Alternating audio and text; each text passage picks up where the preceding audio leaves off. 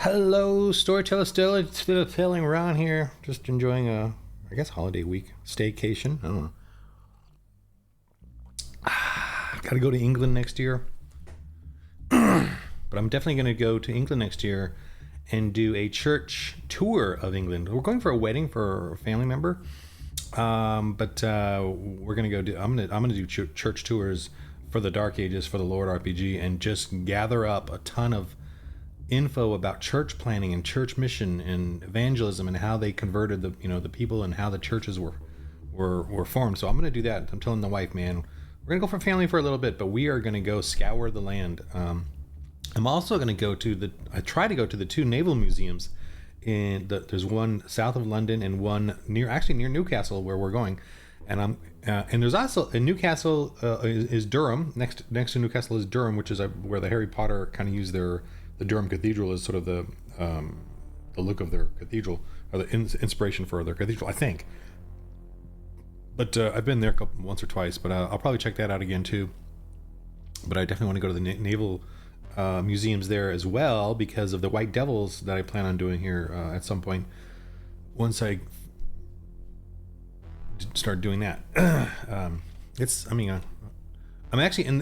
going to be working on that here at some point. It's on my mind. Ship battles, and so this video is about ship battles. Now that I finally got to it, and with my babbling, so let me show you. I want to show you for the Lord RPGs ship battles, fighting, vehicle combat, ship combat. All freaking, I love this. I've done Star Wars RPG. I've done Space Master. As far as vehicles or spaceship combat, what else have I done? Spaceship combat. Those are the two main ones. I mean, I guess in D&D there's a bit of it, and then anything else that I've done that's been vehicle combat. Well, Aliens has a little bit, but I never GM'd it. I guess that's it. I mean, I've done Warhammer 40K with the tabletop war game thing. Vehicle stuff, yeah, that definitely influenced me. I had a bunch of orc mech trucks, war trucks, and I had tanks. I had a ton of tanks. Oh my god, I had like 40 tanks, and then 4 apocalyptic battle bane blades or whatever. Man, so I went crazy on that. Okay, so let's go to the For the Lord RPG combat thing here. I want to show you how freaking awesome this is, and I'm going to show you the rules as well. But look at this. I just want to give you a per view thing here of what happens in this game, and you too can have this game, and then you can do this on a table too, a tabletop. Just you can cut these out and tape them together and make your ships. And these are printer friendly. Every section I draw out is 8.5. It fits into an 8.5 by 11. So that's kind of where I create the world and the ships and the concepts of them shipbuilding. They don't know that, but they're all stuck with an 8.5 by 11 modular system. All the ships are. I mean, this is a little bit bigger, but I stretch that out as the thruster. But you can do whatever you want. I mean, you could print out 2 of these and just put them together if you want. And I think there might be in some of the downloadables, the PDFs. I think I made this like a 4-part page, thing, or you could just draw something. I mean, whatever you want. But you can create your own modular ship based off of the stats of the ship, and the ship stats are in here. And I'll explain all of this in this video. But this is all the stats of the ship. That's all you need, plus the parts of the ship. Okay, these are all the parts of the ship, and it's I wrote this. I typed out the essential ones, and then just sort of added extra fluff based on what I had. And I matched the ship parts to a dice, D4, D6, D8, D10, D12, or if it's more than 12 parts you think for a ship, then go to D20. And if it's a big ship, you can like do D20 for one area and then D20 for another area or whatever, if you want. But I don't go that big on the ships. This is like the sort of the size of the ship. Now this here, okay, and I'll explain this little story here, but I'll just explain the ending of this. This is an actual one on episode on the show.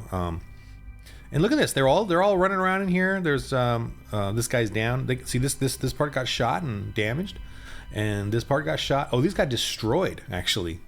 This one got destroyed. They lost their launcher. They lost the shuttle base, so they had to park their shuttle here, which is fine. Just it's not convenient for them when they need to use it, or it's not protected. Now they rescued these slaves. They got a lab here. They got a workshop, medical bay, workshop, and they lost their shuttle bay with the launcher because the launcher was attached to it. And visually I could see that's where it was, so they lost it. They even lost in the bunk in their mess hall. They lost some cargo too, and they had to get deal with that. And that's great. That's the great thing about this. I don't know any other role playing game that has this. I mean, I never played Traveler, so I don't know. I don't know about any other sci-fis necessarily. So I'm just naively saying I've never had this experience. I've never seen it where you are in your ship running around during a ship combat, and you're moving around and going to running around to repair things or to seal off things or to deal with boarding. I've had some boarding fun with these guys, or and you get a sense that you're in a ship when you're fighting, when you're doing this. Because look at this. This is the natural sequence of events. Now, what happened here? Oh, look here. Here's the ogrigs who came and attacked them. Or actually, I'll give you the premise of the story. And here's their stat ship. I put this little guy is their ship. This is just a battle map of their ship. And then this is the stats for that ship. There's just this right here. And I'll explain it here in a second. I'm just trying to get through the story here, or the basic premise. Now, so the premise of this encounter is that this was a derelict mining freighter that was destroyed, and obviously the front part of the ship is gone. The crew, the controls, and all that's left is the cargo bays, some shuttle bays, and then over here was the comm links, which are floating off now. They're gone because they messed up. They tried to salvage them and rolled really bad and they damaged them. This is obviously the thruster part. Now there was these space slugs, basically what do you call it, behemoths in space. They took over the ship. They attacked. What's funny is when they went over here to the controls and were able to extract the information data from the control area, they discovered that they were like, hey, we see some space behemoths and let's go hunt those down and get some extra profit. And it turns out the space behemoths just destroyed them and took the ship. Now there was a ton of cargo in here that they got as well. I don't know if I deleted them because that's kind of odd. They took them. I don't know why I deleted the cargo though, but there was a ton of crates in here, like these guys, in here that they got some cool cargo the first time they went there and got extracted. They came back a second time because they destroyed the comlinks, which were hiding the ship in space, and they found a secret map to the ship, like a secret data to find the ship. But once they destroyed the comlinks, the ship was exposed, and so these salvagers discovered it and went to go salvage it, and they put slaves on it to extract whatever else they wanted to get out of it. The dead slugs, behemoths, I forgot what exactly the details, but they came back to finish the job as well themselves because they got. I don't remember the exact reason why, but they came back to finish the job, and then these ogrigs were there trying to get the stuff themselves. So they had a whole battle where they fought them, and then even this guy they were even like flying around the other side to try to rescue the slaves from the ogrigs, So this whole thing was just an amazing kind of cool sequence, and they rescued the slaves, and I think they utterly destroyed the ship. Or I can't remember exactly what happened. I have to go watch it again. But I'm just saying this is the kind of stuff that they have, and they're literally, a lot of times when you do role playing games and they do space combat, you kind of it's almost like you switch to another game, like a table, like just with miniatures of the ships, and then you just kind of go off of numbers and stuff. But I'm like, man, I want it to be like you could literally go from ship to ground to space to vehicle all in the same thing, and you still got your token. You're still present there, and this has been awesome. This has been an awesome experience. Let me feel I can let me just find some other stuff here that are just blowing me away here. So this, is them coming into a space station, and I've got a bunch of ships here ready to attack them and board. As you can see here, they're hidden, but you can see like a bunch of dudes ready to disable their ship if they can hit the thrusters. disable the ship, then run alongside of them and board them. And the culture of this galaxy, this universe, is that they don't destroy ships because it's too valuable. They will disable them and then fight to board them and then take over the ship. That's the culture. They will not destroy you. They, even they don't even think of it that way. And that is, and that's the thing. You can't. I read history, and you can't do hindsight on a culture. You have to this is their micro culture. This is their focus. They don't think about other, us in our modern day air conditioned rooms. They think of it as a desperate ply to get at each other. And they don't have internet networks because they went past the whole AI. This is, I think, Star Wars too. They went past the whole AI networked internet thing because that, everything got corrupted and AI would go around and just take over all their robots. So now everything is confined to its own data pad, its own robot brain, its own, it's not easily, you can't easily hack into anything because nothing is connected in this future because of that problem. The AI, an AI could easily go around and just steal all of your ships or whatever. So everything is closed up, and it's almost like World War II type electronic warfare and stuff like that. So that's the whole concept of this galaxy, this universe. So another thing too is you can have a space station and your ship here, and you can just have a whole battle between, and nothing changes. You're still a character. You're still a little token. You're still a little map piece. Now, you can't put this on a table, so that's a problem. My apologies, but I have it in the virtual world. But you're gonna have to just put a little section up if you're just doing printables. I don't know how you're gonna do it. I've never, I've actually not played this method on the table at this scale. So I literally have not thought about that. So I guess, the virtual tabletop is kind of a necessity for some things. But, you could obviously do a little section, or you could just you can have a small map like this. You print out the smaller version. I don't even have a smaller. Well, I have these available as that, as an image of it. You could do that, and then whenever they go somewhere, you can just point to where they are and explain it. Because in this, and then when it only the only time you would then say make a section is if they're going to have some sort of combat or something in the area. But you can obviously do a smaller printed version of this for them to see. I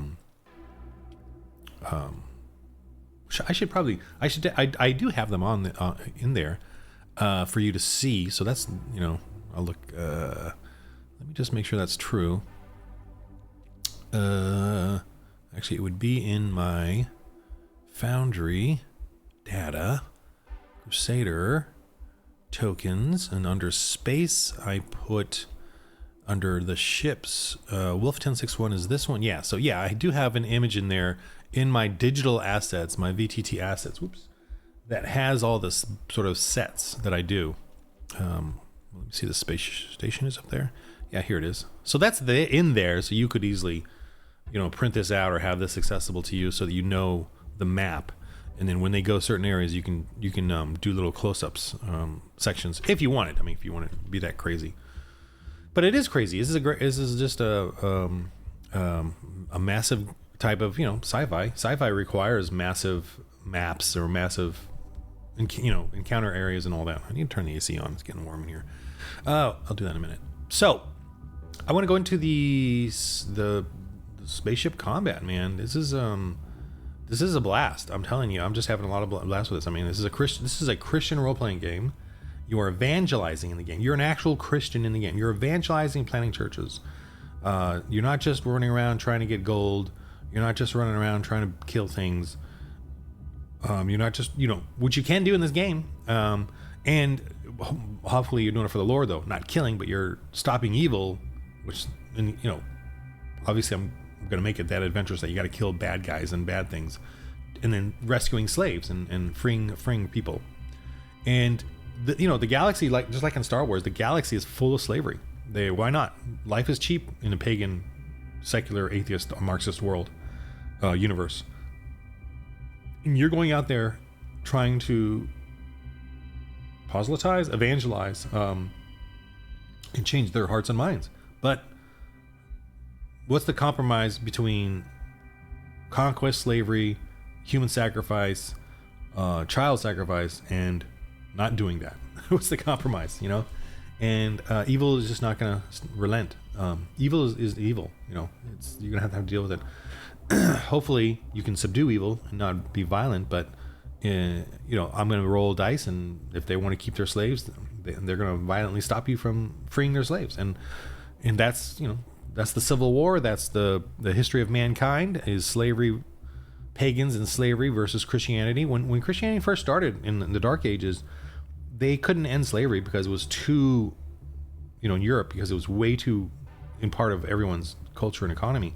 So they started buying slaves and freeing them. And then that right there was insulting to slave owners, to slave, you know, because, and to people, to the pagans, because that was offensive to them, and it was going to undermine their little tyranny over people, you know, tyranny over slavery. And so that became a problem, obviously, but the Christians kept doing it, and the pagans kept, and the Christians kept doing, freeing slaves and being charitable and helping people. And the pagans were all about Marxism, slavery, tyranny, ruling over you, throwing, you know, laws and legislation and slavery upon you over and over and over again, because that's what pagans are, mini gods. Just as the serpent told Eve, you don't have to believe in God, you can be your own God. And if you're going to be your own God, you can enslave and rule over people and destroy their lives and conquest and take their children and sacrifice them or put them as slavery. Why not? I mean, just pick a God that'll fit that need of yours, and hey, good to go. But not as Christians. We have to stop evil.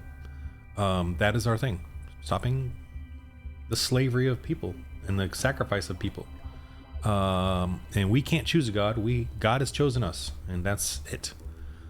And ever so joyful. Okay, so let me go into the rules here and explain to you how this system works. And I'm going to just explain to you based off of this. I mean, I have rules, and this explains it all, but I'll just explain it very simply through this.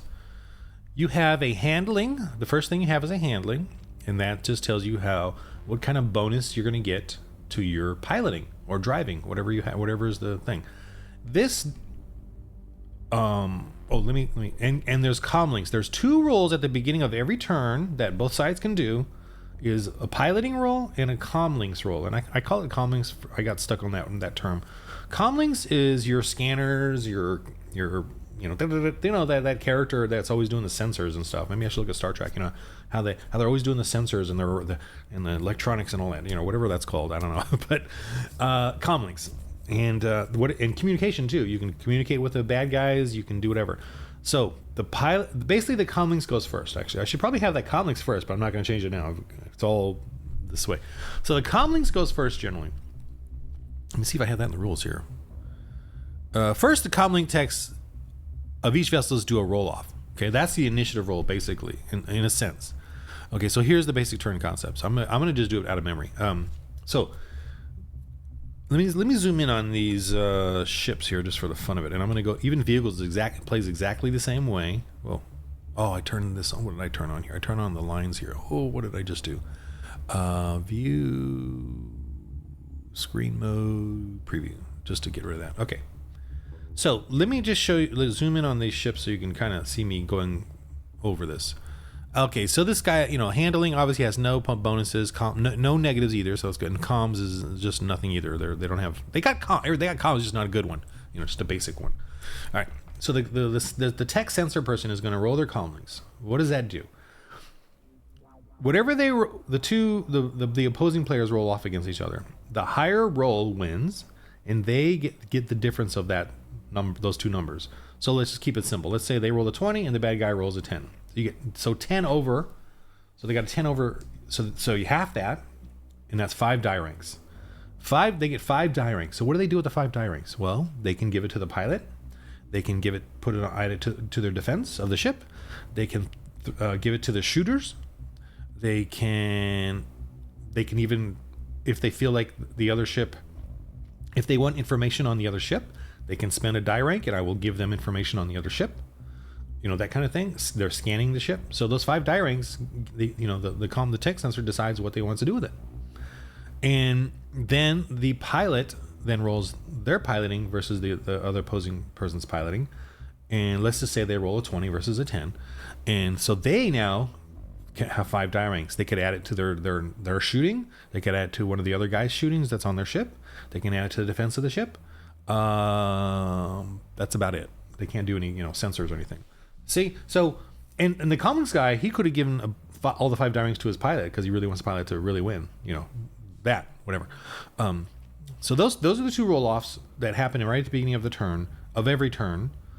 And sometimes I will forgo those because of just it's such a major advantage. I just let them play out the next few turns without it because it's unnecessary, and that's just a discretionary thing. It's just to move it along quickly. But basically every turn, comlings guy goes first, then the piloting guy, the handling. Now, obviously, this ship right here has a -2 handling, so you reduce that. I would give that to the opposing. Like, if they were in a bot troop transport and they had a -2 die ranks, I would not penalize them that on their roll. I would take that and add it to the opposing person's roll. They give them the 2 die ranks as a positive. So every negative that you see is always, I switch it over and give it as a positive to the other person, or to the opposing. So if any of their characters has a negative die ranks in wounds or whatever, or the gear or the ship or whatever, I will take it and add it to the other person's, whatever, and I can choose whatever I want. I can say, I'm just going to add it to the defense of the ship, or I'm just going to give it to the piloting, or I'm just going to, whatever is quick and simple and right off the bat. Oh, this is a typo here. It should be 1 die rank. If you ever see like a +D4, it's generally and it's not. Well, there's different reasons. This one should be 1 die rank. This D4 is proper. It's D12 and a D4 armor save. So that's both die get done because of the thickness of the armor. But anyway, this +D4 to hit here. It's plus 1 die rank actually. Ew, boy, I gotta fix all these up. Okay. I mean, I'm gonna have a few typos in there.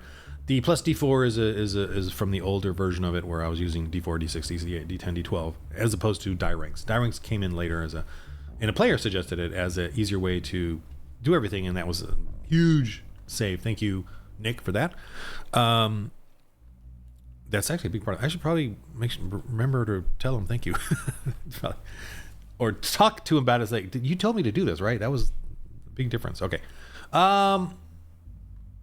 So the ships here, okay, so after they do the comlings, then you do the handling, and then after that, the defense is 12. So, whoever starts shooting, everyone can start shooting now, and the defense is 12 if they're going to shoot. And I remember all the different die rank penalties or bonuses they get, or they'll remember it because it's assigned as you do the comlings and the handling anyway. So then the defense is 12 to hit a ship, and then of course they get a D12, D4 armor save. So any damage. So let's see, what does this guy got? Lasers over here, D10, auto 3. So the first shot is always aimed, but the 2 other shots are just raw D20 rolls, no aiming. This is awesome because it really adds the whole auto fire thing to to machine guns and and laser weapons, and gives you all these extra firing shots, and it really makes for a fun part of it that you feel like you get to fire a lot, with auto fire and stuff. So, and it really helps to, with different types of weapons. We'll do like auto 3, auto 2, auto 6, auto 5 and 6 are like, Gatling kind of guns and stuff. Or those Gatling chain guns or whatever they're called. I don't know. The ones on aircraft carriers that take out smaller things. Anyway, so there's 2 light lasers on this ship. They each do D10, which is not a lot. It's literally like a handgun. And why do I do that? Why do I have like mounted lasers only doing the same amount of damage as a handgun? Well, it's a light laser for one. I don't know. You can obviously increase it. You can make it a D12. You can make it a D12 plus a D4 if you think it's a power light laser.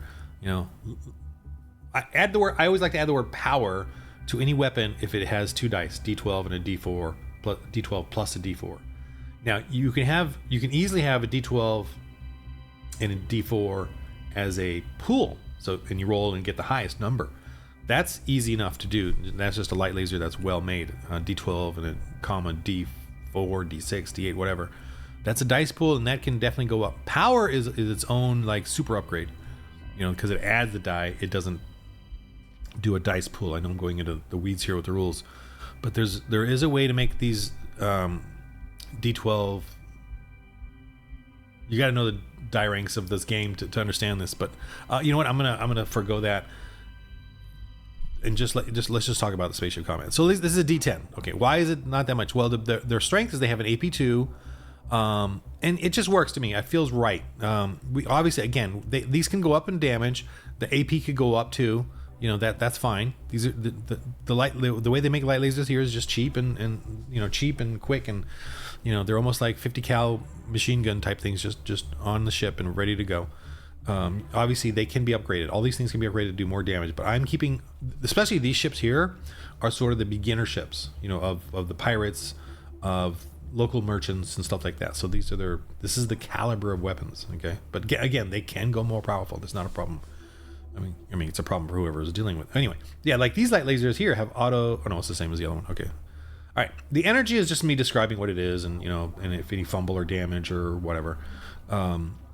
So they got 2 lasers, so 2 people can fire. The ship has, see, right there and right there, and this again is like a battle map. So you're running around. I'm gonna run over to this. You know, okay, roll. I literally have them roll to run to get there in time. Roll your prowess or your awareness to get there and get situated. You know, by the end of the turn, I'll let you fire. You know, if you can roll high on that prowess or awareness. Prowess is like just your vigorous run, and awareness is just you quickly dashing over there in a light, you know, ballet manner kind of thing. But so 2 people can fire, 1 at the front, and the pilot can choose to fire if I have it up at the front here. You know, I even have it to where you can just decide that the pilot will shoot one of the weapons if they don't have enough people shooting the weapon. But you know, I might give them a minus, you know, and I don't have a rule for this, but I might just homebrew since you're firing, if it's a weapon that's fixed forward, like meant to be for the pilot, then I would say just shoot normally. But it has to be, you know, you have to use your piloting to get it lined up, you know, kind of a thing. I mean, I'm assuming they have a little bit of a turret, but I don't know, whatever. If it doesn't, like it's a turret in the back, I would give them a negative die rank to their piloting. I would give them a couple of, you know, or I would make it, what I would do then is I would add a couple of die ranks to the opponent because he's piloting and shooting, so it's a little more difficult. So I would add a couple die ranks, like a D6, and roll it and add it to the target he's trying to hit, the defense. That's just me popping off the, you know, my head that, you know, that he's not really meant to be firing that weapon, but they don't have anybody else, kind of thing. That's, you know, you do stuff like that in the game.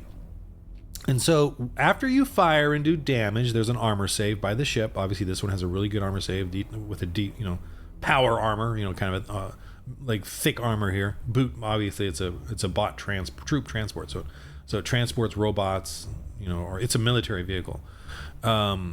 This one here just has your basic D12 armor save. So what does this hull mean? Oh, this one's capital and one's not. Let me see here. What do I usually get? Capital H. Okay. So what is the hull? The hull is for every part. Every part has 6 hit points in a ship. So this part, this part, this part, this part. And so where's the parts? There they are, right here. Parts, D10. And here, where are the parts? The freak are the parts? Oh, this should be parts, not cargo. Right? Where? Let me make sure. Or am I missing? This is good to see. This is it. I'm not missing anything. I mean, this is definitely it, but I think I need to rename this part as parts. Yeah. Uh-oh. Couple of typos there. Yeah, because the refuel part is the first part. This is like the amount, what's in the ship. What if you were to take over the ship, this is the stuff you would get. I mean, I might even roll for extra stuff, but basically that's what you would get. Refuel is the amount of fuel cells that are in the ship. I should just put fuel cells, but whatever. I put refuel. The refuel comes from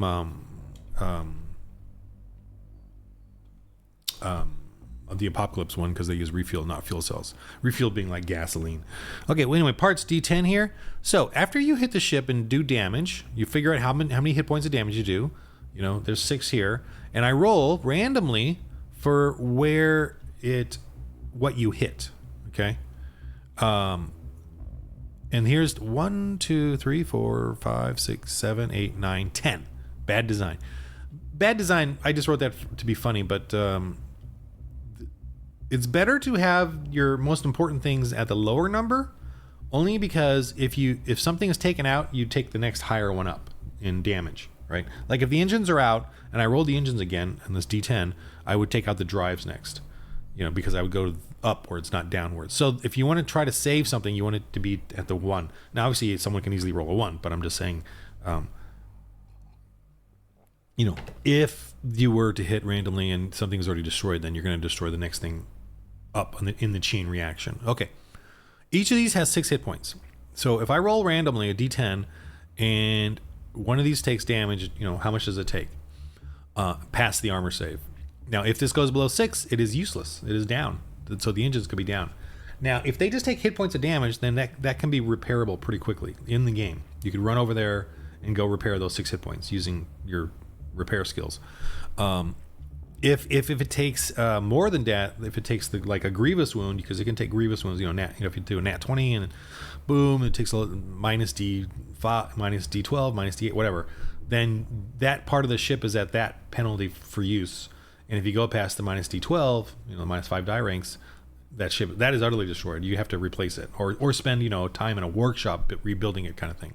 You can't just rebuild it in space.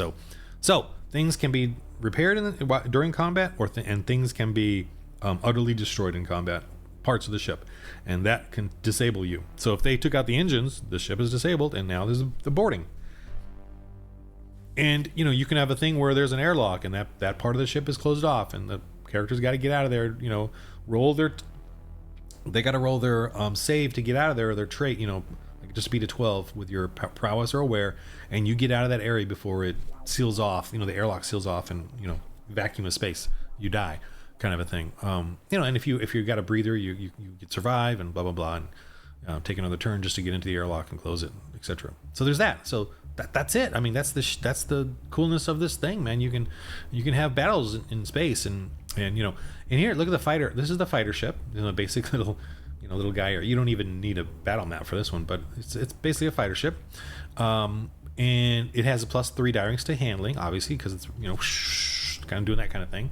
I put for this ship, it doesn't have any calming, so and the pilot would have to do the calming, so I would make it a little tough on him, I guess. But defense 16, because he's small and fast. So I give him kind of a high, and then the save is D12, same kind of armor as a regular ship.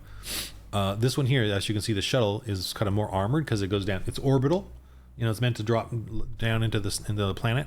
And that's in this universe, these ships do not go down. Generally speaking, I don't have them go down into the planets, and you have to have a shuttle. So most of them will do space stations, and they could go down, but it would be costly in fuel cells, and then costly in like repairs, because of structural strain of gravity, kind of a thing. So basically, they'll have shuttles or small types of. I don't have any drop pods, but I should probably do that. But basically, shuttles. Okay. Because the reason I did that too is I didn't want a bunch of ships flying around on the planet. I want ground vehicle combat. The shuttles can come down and they can fly those around, but that becomes expensive too with the fuel cells. So, cost them a fuel cell to do that, or a couple fuel cells flying around in the orbit. So they want to land these and then go out on a vehicle. And that's the cool thing about this too. They, we got too far. They got vehicle combat, and this uses the same rules. Obviously, you don't really need a battle map. You can just move the tokens around on the couple of and it has parts too. Fuel tank, engine, control, drive. So a fuel tank is obviously running out of fuel. Engine is the engine. Control is the pilot, the steering wheel.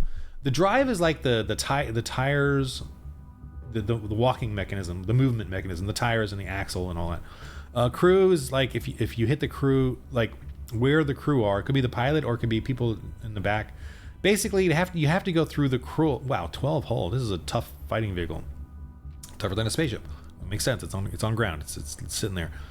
You have to, if you damage the crew, any damage beyond this, then the crew takes. It's kind of the way I do it. It's kind of a little discretionary, arbitrary, how you want to play that. But I just put that in as like a part, because obviously they can be sitting back here and get shot at. Cargo and comms. Comms is a part of it, and which this one actually has radio. What do you know? And bunks. The heck? I guess bunks is the same as crew, but I don't know why I put that there, but whatever. I mean, fine by me. Gunner is this will have it has a launcher here and a 50 cal. So yeah, two different things. Oh, a launcher here, launcher and a gunner. So 50 cal is the gunner that can destroy the gun, or the gunner manning the gun if there is one there, which I'm assuming there would be. Either one. Yeah. And you got motorcycles, hovercraft guys. This is the apocalyptic survival transport there. I should probably do a couple of these, but hover limo, same rules as a spaceship, except they're on land. As far as range goes, I just keep it simple, man. It's just a launcher is going to be way off here. You can see that, so they can fire from quite a distance. But if somebody wants to drive in closer to start shooting the 50 cal, they got to roll. They got to beat the driving here is the same as handling or piloting here. I just change the names just to be difficult, but it's the same. You got to have a driving skill as opposed to a piloting or handling skill. What I mean by, I think driving and piloting are probably the only two skills. Although piloting atmosphere and piloting in space are two different things. So there's that. So and like any skills in this game, it's kind of arbitrary or discretionary to you and the players coming up with these and differentiating them. Driving on ground, flying on ground, and flying in the air and space are three different things. So as far as skills go, all of them use awareness, but different skills. Okay, different training. So so this has got a driving. What was I getting at? I don't know what I was getting at. But same thing. Range. So way off, and if you want to close in, you basically just beat the other person's driving, and then you get to decide the range, whether you get closer in or you stay way off and just keep shooting the launcher. And based on terrain and everything, I'll kind of give some die bonuses here and there, and if one's on the road and one's on the ground in the mud, I'll do stuff like that. If they're both on the road, obviously, then I don't need to do any bonus penalties or die ranks. So yeah, that's the game, man. I'm just kind of excitedly babbling all about it and how exciting it is and fun. It's pretty simple, I think. I mean, maybe because I'm a 45-year veteran of this, I don't know it's simple. I'm so inbred into the game system. And here is a basic chart of the different vehicle sizes and what they kind of have, and you can you play with that as well. This is sort of a guide. A motorcycle, an ATV, all-terrain vehicle. What is this one? A full-terrain vehicle? I forget what F means. Boy, I don't even have it on here. Flat, fast-terrain vehicle, like a regular car. SUV, obviously, we know the speed utility vehicle. MPV is what is MPV? Multi-purpose vehicle, like a truck. Here, this kind of explains the categories. APC, armored personal carrier, and this is all the sort of basically what they are. And the very fast, medium. These are for you GMs to understand, like who's gonna speed up, who's gonna win a race if you were to do that. Spaceship guide, same thing. The defense is kind of based off of the vehicle, its speed, its size, and how easy it is to hit it. So you got that, and then this is the armor save.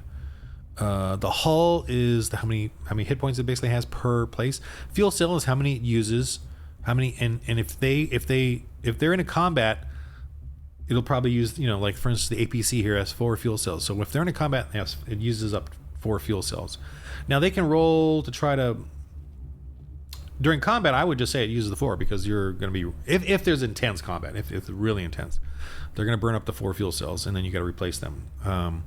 If it's basic regular stuff, I would kind of roll and see, like they're traveling for like a week, kind of in an area. Then I would roll to see, how many of those 4 they use up, kind of a thing. So the fuel cell is kind of you deciding how much they would spend it during a certain intense encounter.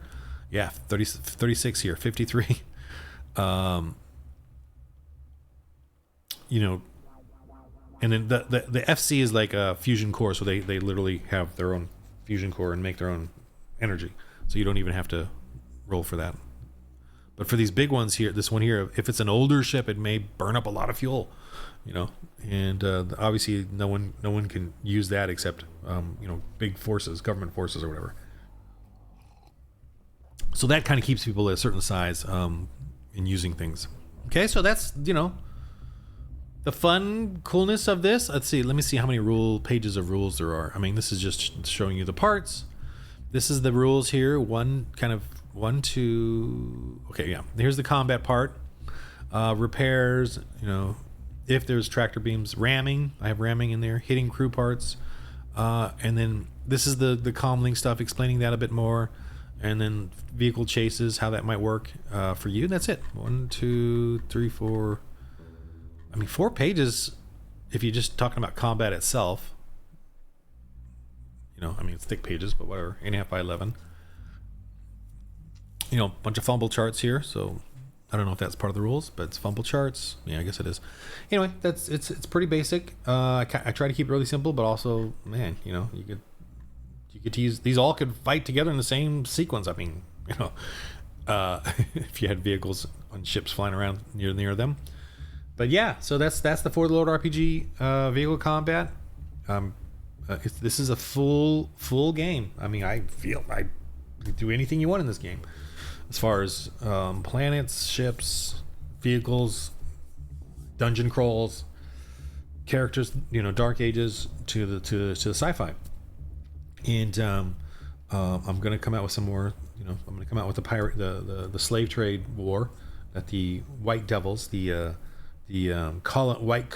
white supremacy colonists spent 100 years fighting to end the trade slave in Africa against Africans and Arabs, and the Spanish and the Portuguese were still part of it, and so they had to deal with them.